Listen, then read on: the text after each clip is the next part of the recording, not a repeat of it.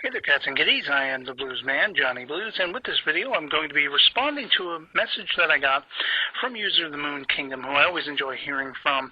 Always adds something valuable to the conversation, whatever the topic may happen to be.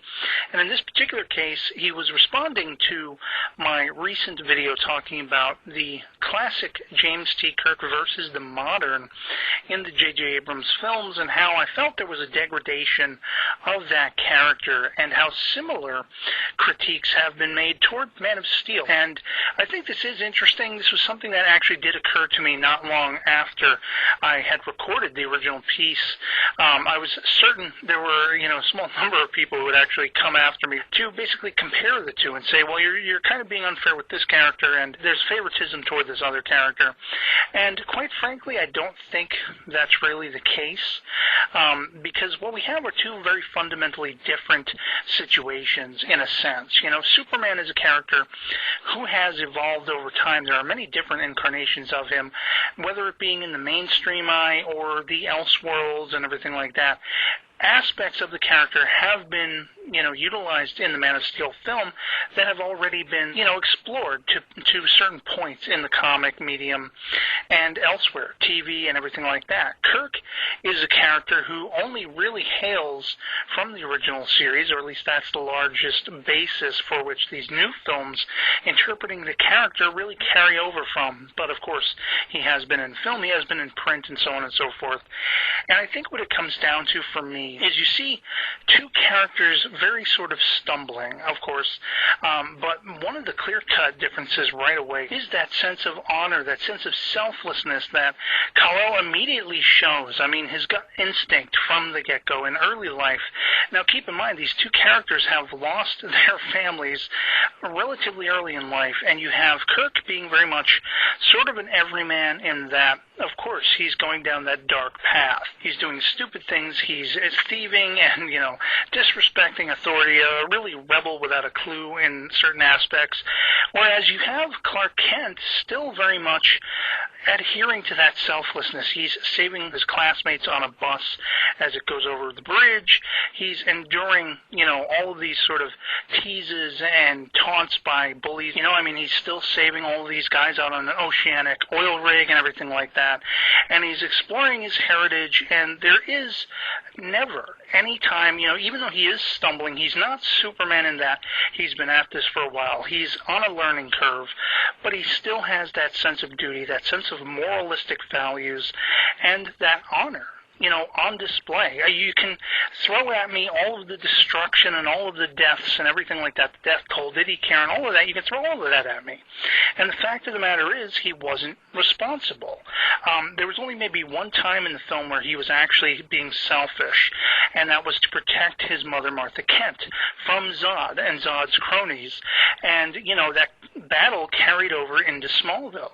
That wasn't of, Superman's volition, really. That was more so Zod and, Faora keeping it going.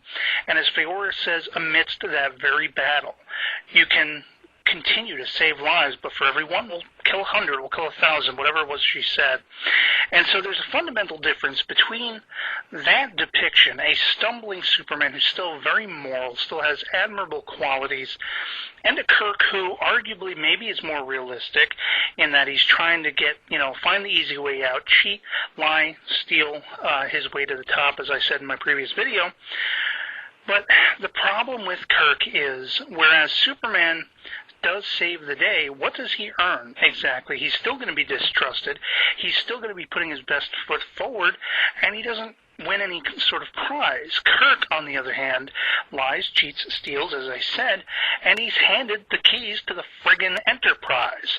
Not once, but twice. He falsifies orders Into Darkness.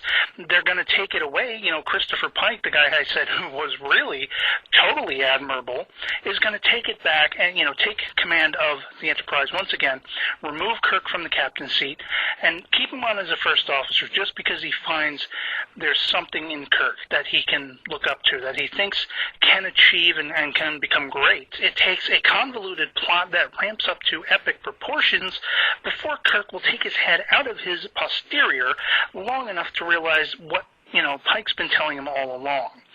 But the problem is, as I say, he hasn't earned or achieved or learned anything, which is the chief, the tantamount thing Christopher Pike throws in his face. You're falsifying orders. You're manipulating planets against the Prime Directive. What the hell are you doing?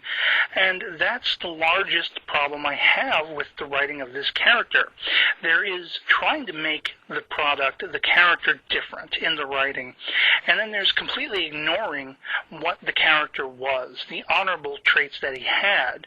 And at the end of the day, you have Kirk being successful for what? What has he achieved in doing what he's done? He's not selfless until the 11th hour by the end of Into Darkness, and he only just happens to survive, spoiler alert, sorry, through a just ridiculous plot device.